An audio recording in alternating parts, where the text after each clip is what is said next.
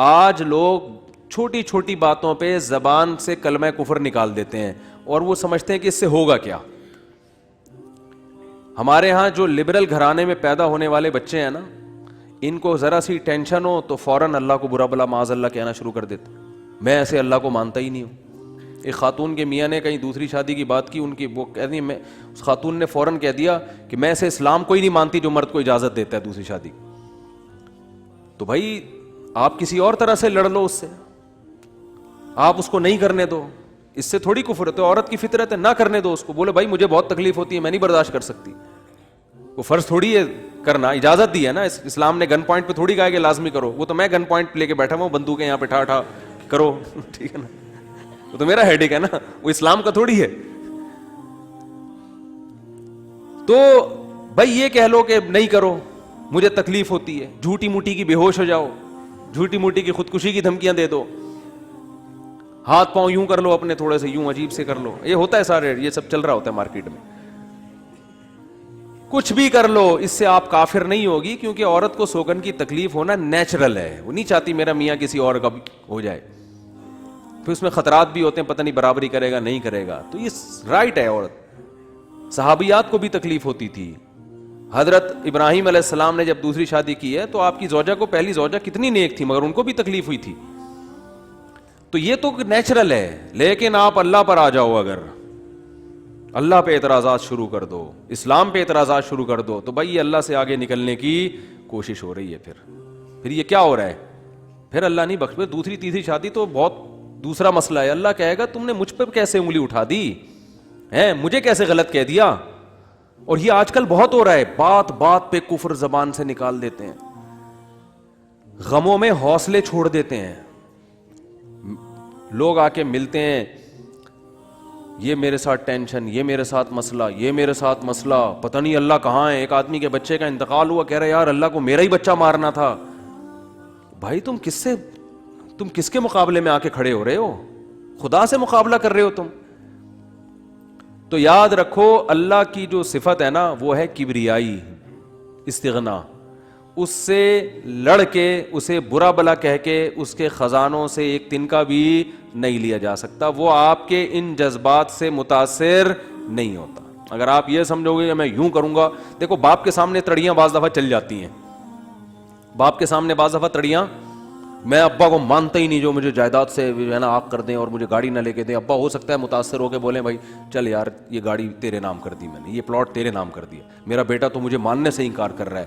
لیکن اللہ کا اصول جو قرآن اور سنت سے پتہ چلتا ہے, جو آسمانی کتابوں سے پتہ چلتا ہے, وہ اصول یہ ہے کہ آج تک کسی نے اللہ کے خزانے سے اللہ کو معاذ اللہ برا بلا کہہ کے, اللہ پہ اعتراضات کر کے, اسلام کو برا بلا کہہ کے, اللہ کے پیغمبروں کو برا بلا کہہ کے, اس طرح سے واویلا کر کے, اگر آپ یہ سمجھتے ہو کہ اللہ کو آپ پہ ترس آ جائے گا کہ ہائے بیچارہ بہت ہی مجبور ہے, تو یہ دماغ سے ہمیشہ کے لیے نکال دو. اس سے بڑی سزا میں اللہ آپ کو ڈالے گا, اس سے بڑی سزا, اور وہ جہنم کی آگ. یہ تو کچھ بھی نہیں ہے.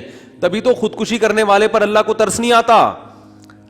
خودکشی کرنے والا ایک طرح سے انتقام لے رہا ہے اللہ سے کہ اللہ تو نے مجھے زندگی دی, مجھے اس قابل تو چھوڑا نہیں, تو نے تو میرے ساتھ غلط کیا, مجھے گفٹ چاہیے ہی نہیں نعمت کا. جیسے نا آپ باپ نے آپ کو گفٹ دیا ہو اور آپ دشمنی میں آ کے باپ کو گفٹ واپس کر دو, مجھے نہیں چاہیے, ایسے پھینک دو آپ.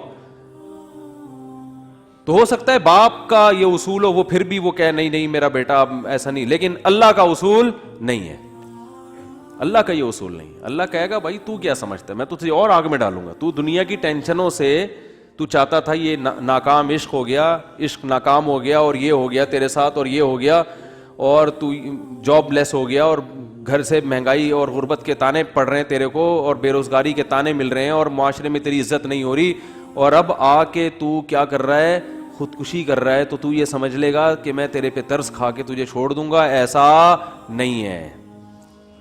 نبی صلی اللہ علیہ وسلم نے فرمایا جس نے خودکشی کی, جس طرح سے اپنے آپ کو ہلاک کیا ہے نا, تو قیامت تک برزخ کی زندگی میں اسی طرح سے اپنے آپ کو ہلاک کر کے مارتا رہے گا. اللہ کہے گا یہ زہر پی کے مرا تھا نا, زندگی دے گا اللہ برزخ میں, اور کہے گا یہ زہر کی بوتل پی دوبارہ, اور اسی طرح تیری آنتیں کٹیں گی. جس طرح اپنے آپ کو مارا ہوگا برزخ میں, قیامت تک اسی طرح اپنے آپ کو مارتا رہے گا وہ. یہ بہت بڑی غلط فہمی ہے کہ ہم واویلا کر کے اللہ کو اپنی طرف متوجہ کر سکتے ہیں, ہم زبردستی کر کے اللہ کو اپنی طرف مائل کر سکتے ہیں. ایسا بالکل بھی نہیں ہے. بعض لوگ غموں سے پریشان ہو کے گناہ کرنا شروع کر دیتے ہیں, سمجھتے ہیں کہ یار میرا تو حق بنتا ہے, میں تو سٹا لگاؤں گا, میں تو ٹینشن میں آیا ہوا ہوں, میں تو شراب پیوں گا, میرے ساتھ یہ ہو رہا ہے تو میرا تو بھائی آپ پیو گے تو یہ نہ سمجھو کہ اللہ آپ سے خوش ہو جائے گا کہ جی آپ کو ایک غم آیا تھا, اس غم میں آپ نے چونکہ شراب شروع کی ہے ٹینشن ختم کرنے کے لیے, تو اب اللہ کو ترس آئے گا. نہیں, اس پہ شراب کیا ہو گئی ہے, معاف ہو گئی ہے. یہ بیچارہ اس کا کیا بنتا تھا, رائٹ بنتا تھا, اس کو تکلیفیں اتنی دی ہیں. ایسا نہیں ہوگا بھائی, اس خوش فہمی میں مبتلا مت ہونا. یہ اصول ہے, اللہ کا قانون ہے, یہ قرآن سے پتہ چلتا ہے, حدیث سے پتہ چلتا ہے. اللہ کو جھکنے والا بندہ پسند ہے. جو اللہ بنانا چاہتے ہیں نا اپنی مخلوق کو, وہ کیا بنانا چاہتے ہیں, میں تمہارے ساتھ اچھا سلوک کروں برا سلوک کروں, تم بندے ہو, بندے بن کے رہو, ٹھیک ہے نا, کیا رہو, تم نے بس دعا ہی مانگنی ہے, اللہ یہ سب میرے ساتھ جو ہو رہا ہے یہ ٹھیک کر دے, میں ٹھیک کروں نہ کروں, تم نے ساری عمر کیا کرنا ہے, بس یہی مانگنا ہے کہ اللہ ٹھیک کر دے, اللہ محتاج ہے, اللہ یہ بھی ٹھیک ہو جائے, اللہ یہ بھی ٹھیک ہو جائے, اللہ بے روزگار ہوں روزگار دلا دے, میری مرضی روزگار دوں یا نہیں دوں, نہیں بھی دوں تم نے یہی کہنا ہے اللہ دلا دے. ساری زندگی اسی دعا میں گزارنی ہے تم نے, چاہے میں تمہاری دعا قبول کروں چاہے تمہاری دعا قبول نہ کروں, کیونکہ تم بندے ہو, میں خدا ہوں, خدا تم تھوڑی ہو, تمہاری تھوڑی چلے گی زمین پہ. بہت سے لوگ یہ فالٹ ہے, دعائیں نہیں قبول ہو رہی تبھی تو وظیفوں کی طرف جاتے ہیں. اولاد نہیں ہو رہی, کوئی وظیفہ بتا دے, او بھائی دعا مانگ لے, اولاد کہہ رہا دعا تو مانگ کے دیکھ لیا ہے, وہ تو ہو ہی نہیں رہی, تو کوئی ٹیکنیکل طریقہ ہو اولاد کا, سے کیسے ہو جائے گی بھائی, ٹیکنیکل طریقے تو نہیں ہے. یونس علیہ السلام جب مچھلی کے پیٹ میں تھے, کتنا بڑا غم لگا نا آپ کو. یونس علیہ السلام مچھلی کے پیٹ میں, تو اللہ سے آپ نے دعا مانگی, وظیفہ نہیں پڑھا ہے. وظیفے پڑھنا بھی جائز ہے اگر کوئی قرآن آیتیں ہیں تو کوئی گناہ نہیں ہے, لیکن جو اصل جو اسلام کی روح ہے وہ کیا ہے, دعا. تو یونس علیہ السلام نے مچھلی کے پیٹ میں دعا مانگی, لا الہ الا انت سبحانک. دیکھو حضرت یونس علیہ السلام, ہمارا جو مزاج ہے نا وہ کیا ہے, یونس علیہ السلام کئی سال اپنی قوم کو تبلیغ کرتے رہے ہیں, قوم باز بولو نہیں آئی. حضرت یونس کو یقین ہو گیا اس قوم پہ عذاب آنے والا ہے, تو آپ نے اللہ سے نہیں پوچھا, اس لیے کہ آپ کا خیال تھا بھئی یہ عذاب تو آئے گا, تو میں اللہ کے خوف سے اب بستی کو پہلے چھوڑ دیتا ہوں. میں آپ سے یہ اجتہادی خطا ہوئی, یہ اجتہادی خطا ہوئی کہ بھئی اللہ کی پرمیشن کے بغیر آپ نے قوم کو کیوں چھوڑا.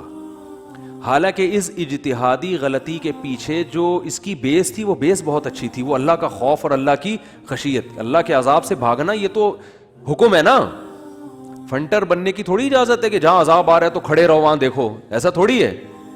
قوم لوط پر جب عذاب آیا تو جو اہل ایمان تھے ان کو حکم تھا پیچھے مڑ کے بھی نہیں دیکھنا ہے, اس عذاب کو دیکھنے کی بھی اجازت نہیں, ڈرو اس سے بھاگو.